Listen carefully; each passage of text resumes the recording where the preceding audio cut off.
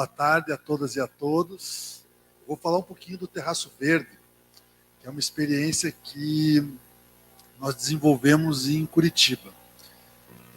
Ali na Itupava, bem próximo do centro, que foi um sonho que a gente teve lá em 2011. Né? A Flávia, o Fábio e mais muitos daqui, né? Até talvez a inspiração de muitos que estão aqui, está aqui presente. Eu acabei de ver aqui que é o professor Eloy, né? Uma das primeiras coisas que quando a gente começou a sonhar foi visitar o Escritório Verde, que eu acho que é uma das experiências mais fantásticas que tem na nossa cidade. Então, eu fiquei de fazer no começo um agradecimento. Queria agradecer o professor Eloy, né, por toda essa inspiração, e um especial agradecimento à Flávia, né, pelo convite e por toda essa energia pulsante da luta pela sustentabilidade. Eu queria que vocês pensassem, aqui a imagem não está bem, era para estar mais verde do lado aqui, mas eu queria que vocês pensassem num exame. Vocês foram fazer um exame de imagem. E daí desse exame de imagem, essa imagem aqui é o resultado desse exame. O que vocês vão pensar quando vocês olharem essa imagem aqui? Tem alguma coisa errada, né? A gente tem que cuidar. Vou ter que conversar com o médico para saber o que tem aqui. Aqui é a cidade de Curitiba. Aqui é a nossa cidade. Eu peguei essa imagem para tirar todas as vias, mas para a gente olhar o que é uma cidade no planeta. Qual que é o impacto que uma cidade tem no planeta. Então ali é o quê? É o cinza. É o cinza do concreto, é o cinza do asfalto, é o cinza do tijolo. Quer dizer, as cidades, elas fazem um buraco nos centros urbanos de tijolo, concreto e asfalto. Impermeabilizam as cidades, né? Canalizam os seus rios. Né? Impermeabilizam as cidades, não, impermeabilizam o planeta. Né? Canalizam os rios.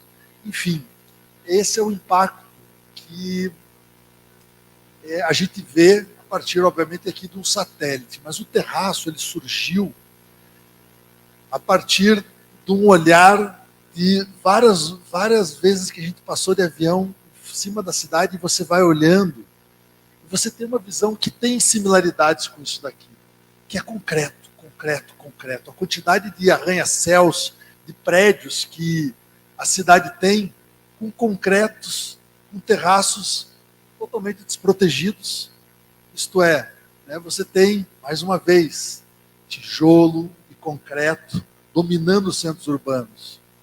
E esse olhar foi mexendo comigo de um jeito assim, eu falei, não é possível que a gente tenha tanto espaço ocioso que está desocupado, que poderia ter alguma utilidade. Eu não entendia de terraço verde, eu não entendia mal eu entendia da temática da sustentabilidade, eu ainda estava arranhando, ainda estava assim, uma coisa muito instintiva de olhar aquilo ali e perceber que aquilo ali não estava certo, que não dá para a gente ter tanto espaço ocioso, e que não dá para a gente ter tanto concreto no centro urbano. E aí eu comecei a estudar e eu comecei a perceber o impacto que isso tem.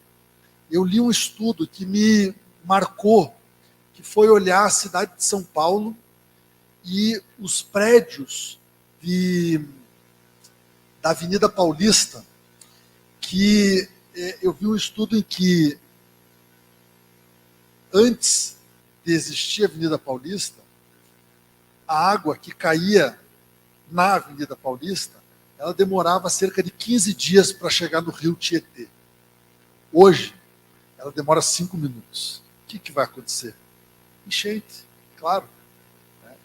E os centros urbanos, recentemente a gente lançou um movimento, que é o movimento urgente contra enchentes, para dialogar e enfrentar essa questão, que é uma questão social, política e econômica dos centros urbanos. A gente percebeu assim, que hoje, na cidade de Curitiba, aliás, no século XVIII, XIX, ali, alagava só no centro da cidade. E aí foi feito o passeio público. O passeio público foi a primeira obra de enfrentamento às cheias. E o passeio público ainda está ali, é uma região central, mas ele ainda está na região norte. A região norte é a região que mais chove. Chove muito mais na região norte do que na região sul. Isso eu aprendi essa semana. Só que o que acontece? A região sul é mais baixa. Chove na região norte, tudo impermeabilizado e vai varrendo a cidade, vai chegando na região sul, aí Tatuquara, Sique, você vai pegar toda aquela região sul, ali são os maiores impactos. Né? E aí você olha, então, aqui a gente já percebe um dos primeiros problemas centrais no centro urbano, que é a questão das enchentes.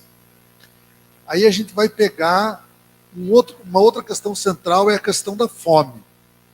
Quer dizer, falta comida e os centros urbanos perderam, as pessoas perderam a sua conexão com a terra. Então a gente tem, né, uma outra variável, uma outra questão central dos centros urbanos, que é a produção de alimentos. E mais do que a produção de alimentos, a produção de chás, de ervas, as nossas farmácias tradicionais que as nossas avós nos ensinavam. Não, você toma ali, ó, tá com uma dor de dente, chá de malva resolve. Né? Você precisa, né, tá com problema, faz um chazinho com uma camomila ali que vai dar uma acalmada no estômago. Quer dizer, né, aí a gente foi perdendo isso com os centros urbanos.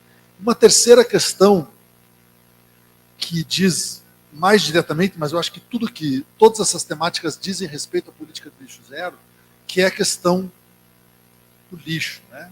Do lixo, e eu acho que eu sempre gosto de falar primeiro lixo, porque a gente hoje tem muito lixo, que a gente não trata como resíduo. E foi, né, eu acho que já se falaram várias vezes, mas essa foi uma outra temática que me mobilizou para pensar o terraço verde. E com isso, a gente perceber que a questão do lixo, a gente está falando dos donos da cidade. Né?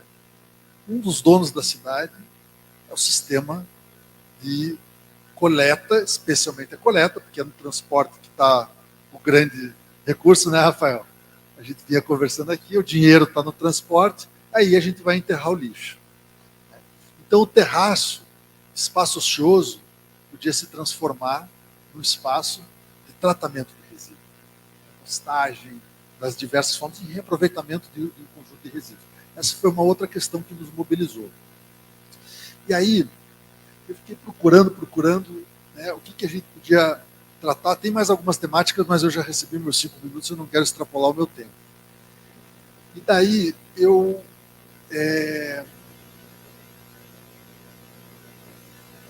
fui buscar algumas referências, busquei uma imagem, porque a cidade não precisa ser daquele jeito. A cidade não precisa ser cinza. A cidade não precisa ser inteira impermeabilizada. E um telhado, e aí que começou a mexer comigo, você falou, um terraço, a gente chegar e colocar no centro da cidade de Curitiba, a gente colocar verde, vivo, plantar alimento, plantar chá, ter a nossa própria farmácia num terraço, você conseguir olhar ali de cima a cidade e você está no meio de uma florestinha, no meio da cidade. Pô, isso aqui é incrível, isso vai mexer com a cabeça das pessoas. E mais do que mexer com a nossa cabeça, é você mobilizar para as futuras gerações. A gente precisa criar quebras de paradigma. E um telhado verde, um terraço verde em cima do prédio, você colocar verde vivo, isso mexe com a cabeça das pessoas. Mas mais do que isso, a gente não podia ser só o verde, a gente tinha que colocar compostagem. E aí a gente foi buscar todas as tecnologias possíveis de compostagem, e hoje a gente já processou toneladas e toneladas de resíduo lá em cima do prédio. Então eu subo, né, eu faço na minha casa também, eu resolvo quase tudo na minha casa, mas às vezes sobra.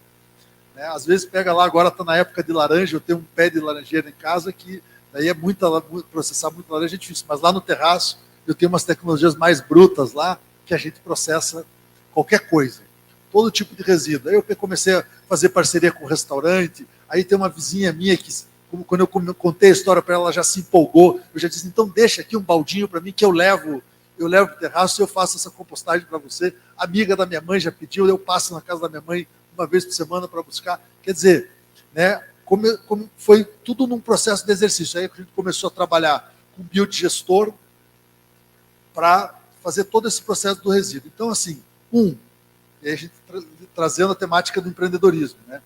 O mercado que existe para transformar terraços em verde é gigantesco. E aí você tem todo um ecossistema ligado à jardinagem urbana, à arquitetura, à engenharia, que precisa ser trabalhada para você implementar telhados verdes nos centros urbanos. Quer dizer, é uma indústria enorme que envolve e que ela é extremamente benéfica, não só para o planeta, mas também para a economia e, portanto, para as pessoas que vivem nos centros urbanos. A questão da compostagem, eu fui pesquisando vários parceiros, vários empreendedores que trabalham para que eles implementassem as suas tecnologias no terraço e que a gente vai comunitariamente testando elas. E aí, vira e mexe, aparece alguém, o cara trouxe um EM, que são umas bactérias que aceleram o processo, vem aqui, a gente testa, coloca para testar.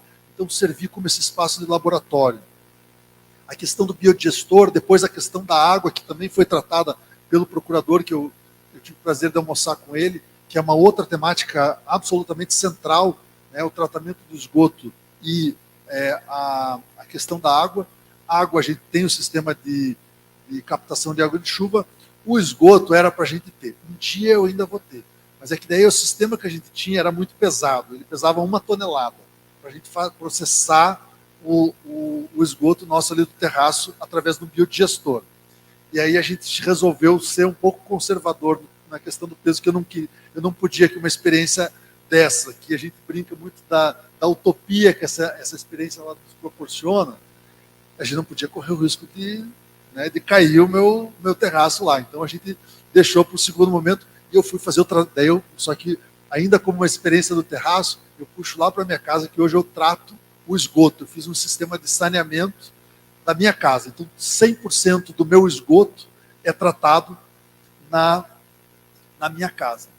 Mas como que isso tudo foi feito? Aqui é uma imagem do terraço, não da parte mais verde, que tem um lado de cá, mas eu escolhi essa imagem primeiro para a gente conseguir olhar essa imensidão de prédios, de terraços e de telhados que precisam ser ocupados no centro urbano.